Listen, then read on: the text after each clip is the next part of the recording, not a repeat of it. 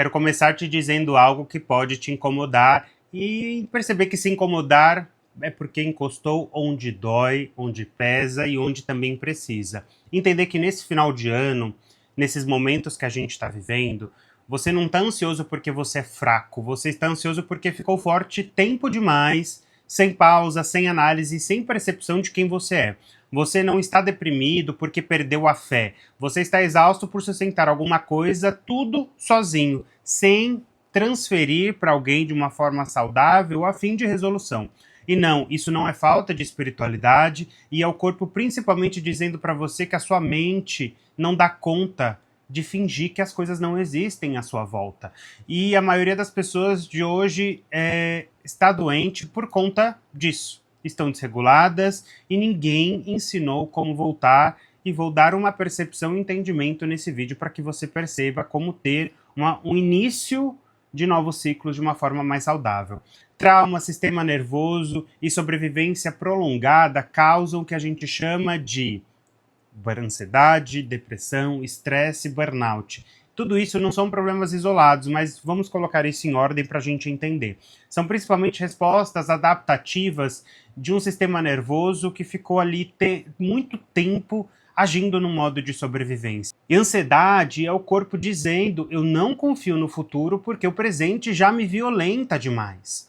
Depressão também não é preguiça, mas é um desligamento emocional depois de você tentar coisas demais sem ter retorno nenhum suficiente. E você se sente mais convidado em fazer mais coisas, ultrapassando seus limites e não avaliando, tendo respostas de retorno para você. A gente precisa disso. O nosso cérebro precisa ter a sensação de percepção social à nossa volta. E se a gente não tem, a gente fica desregulado e a gente dissocia. E estresse também não é excesso de tarefas, é um excesso de exigências internas e uma cobrança constante que a gente coloca e vivendo num alerta contínuo.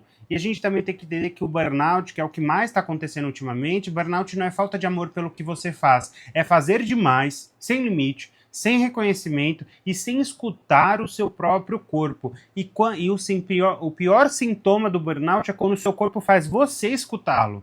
E isso é um caminho complicado e depreciativo para o seu corpo e para o seu sistema nervoso também, que faz você perder qualidade de vida, perder bons relacionamentos, tudo fica diferente. E o problema não é você, é o tempo que você passou ignorando os sinais. E a gente tem que começar a entender uma coisa, que nós temos situações, a psicanálise traz muito isso, que é a ânimos e o erro que quase ninguém percebe. Que quando a gente começa a conectar tudo isso, a psicanálise, principalmente na leitura junguiana, ela fala que ânima e ânimo são forças psíquicas fundamentais, que a ânima é o campo do sentir, da vulnerabilidade, da escuta interna. E ânimos é o campo da direção, da decisão e do posicionamento no mundo. O adoecimento começa quando essas forças se separam e agem de formas distintas sem se integrarem dentro de você.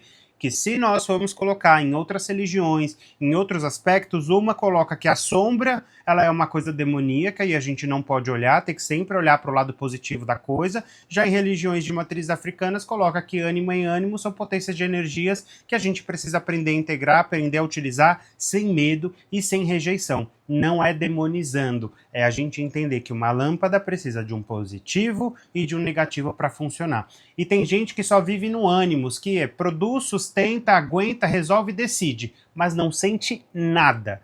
E o que sente acaba engolindo. Já tem gente que só vive na ânima, que sente tudo, intui tudo e percebe tudo também, mas não se sustenta, não decide, não se posiciona. E aí você já está começando a perceber que uma coisa é a oposta da outra. Só que como que elas trabalham em conjunto?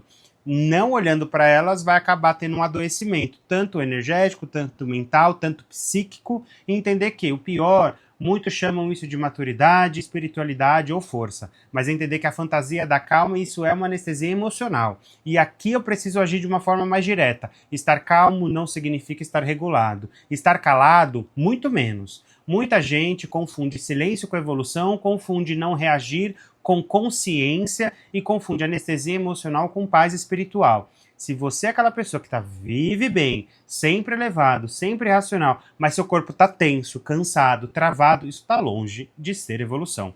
É dissociação bem maquiada. E aí vem uma questão que é a ânima sufocada, é aquela energia que deveria sentir, está sufocada, não está se posicionando. O seu corpo pede ajuda, o seu sistema nervoso está dizendo, chega. E aí não há despertar de consciência sem dor. E as pessoas fazem de tudo, até o absurdo, para não encarar a própria alma e abraçar. Que na psicanálise a gente fala, é necessário integrar as suas sombras para que você consiga ter mais potência para lidar com o positivo. E tem que entender que o negativo não é que é ruim. Como eu disse, uma lâmpada, para brilhar na sua totalidade, precisa do positivo e do negativo. A gente precisa desromantizar isso e parar de ter esse olhar cristão, de que é demoníaco, que vai para o inferno, que não sei o que é o diabo, que é não sei o que. Calma. O diabo é tudo aquilo que a gente nega dentro da gente. E a psicanálise, ela quebra isso muito bem. E aí a gente tem que entender que para o seu próximo ano, para o seu próximo ciclo, para a sua vida, não pede mais esforço, pede retirada de excesso. E agora a gente tem que falar dessa questão de futuro. Gerenciar a sua vida emocional no seu próximo ano não é fazer mais, é reduzir o ruído, é retirar o excesso. Parar de normalizar viver cansado. Cansaço crônico não é maturidade, é sinal de desregulação. Segundo ponto, você não regula a emoção pensando bonito, vibrando, ouvindo mantras, lendo livros só religiosos. Eu tenho certeza que Deus quer que você seja uma pessoa menos estressada. Eu tenho certeza que Deus quer que você seja uma pessoa mais organizada. Eu tenho certeza que Deus quer que você seja uma pessoa mais produtiva sem se abandonar. Eu tenho certeza que Deus, os orixás, qualquer energia, quer que você haja com mais prudência, sem terceirizar para o sagrado tudo aquilo que você nega. Então a gente precisa aprender a abraçar isso e entender que esse lado espiritual, se ele está em tudo, ele também está em você parar de ficar o dia inteiro lendo Bíblia, lendo Evangelho e começar a ler coisas mais produtivas também. E separar um momento para cuidar do seu sagrado. Para você não ficar usando subterfúgios, fugas que não são necessárias para você, porque você só está colocando todos os seus ovos numa cesta e você não está cuidando das outras áreas da sua vida. A sua vida não anda, você fica mais estressado e vai para só uma fuga. Como também pode para o trabalho, como também pode para aditivos, como pode para bebida, o cigarro, enfim. Cada um tem uma fuga. A gente precisa também entender isso. Se você é aquela pessoa também que vive calada para desagradar, na verdade, se você vive ato falho, se você é aquela pessoa que não fala não, com medo de desagradar, seu sistema nervoso ele nunca descansa, porque você fala para você que você é uma farsa. Terceiro ponto, pare de chamar de associação de espiritualidade. Espiritualidade real te devolve ao corpo, não te tira dele, porque ela quer que você cuide do seu bem mais material, que é o seu templo físico, certo? Outro ponto, limite, rotina e dignidade emocional. Perceber que, em 2026, quem não aprender a dizer não vai adoecer tentando sustentar tudo sozinho. O tal do convite para ser mais performático. Limite não é agressão. Afasta quem se utiliza dele e é uma organização psíquica. Quinto ponto. Rotina não é prisão. Nós precisamos dela para que o nosso sistema nervoso se sinta acolhido e regulado nas tarefas que a gente está fazendo. É uma estrutura de segurança para o cérebro. A neurociência, quando eu fiz a pós-graduação, ela foi muito forte nisso para mim, o quão importante a gente é ter um sistema de rotina na nossa cabeça, na nossa vida, para que a nossa psique consiga trabalhar em conjunto e a gente tenha entendimento dos pontos que estão atrapalhando a nossa vida. Sono, regulamentação, pausa, silêncio e prazer não são luxo, são reguladores neuroemocionais. Você não foi feito para viver em alerta constante. Isso não é vida, isso é uma guerra silenciosa que quem acaba perdendo é você. É o seu corpo que fica cansado, é você perdendo relações, é você deixando de perceber aquela coisinha gostosa que é a análise, que é o capricho, que é aquela coisa que você vai entregar, mas você vai entregar o capricho. E o capricho não é que você é perfeccionista, é que você está preocupado num detalhe a mais, porque você está num estado de presença, sem pensar muito em como vai ser o próximo passo, o que vai ter que ser, metas e tudo. É gerenciar isso.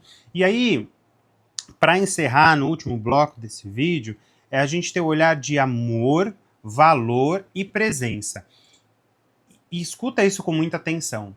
Você não precisa dar conta de tudo para ser digno de amor. Você não precisa se esgotar, principalmente, para provar valor. Você não precisa adoecer para perceber que passou do limite. A ansiedade diminui quando você para de correr do que sente. Você precisa sentar e abraçar essas questões que você precisa agregar dentro de você, a tal da ânima e de ânimos, para que você comece a integrar isso dentro de você. Depressão alivia quando você para de se abandonar, e burnout se resolve quando você escolhe mais verdade do que desempenho. Porque se você foca em muito desempenho, está preocupado em ser algo para atingir alguma coisa. Você não está vibrando na verdade, você está vibrando na falta. E vibrar na falta te dissocia, te coloca em ansiedade, te coloca em mais estresse, e aí você percebe que se você quer que a sua vida seja diferente, começa agindo dessa forma. Menos sobrevivência e mais presença.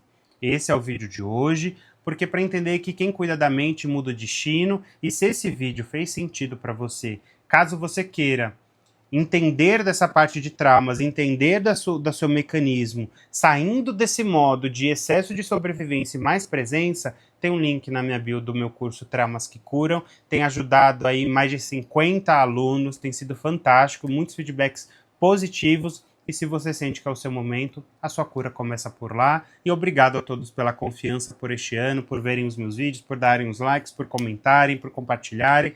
É só o começo para todos nós. E mais uma vez, obrigado e um bom ano. E que você consiga viver aí com menos sobrevivência e mais presença.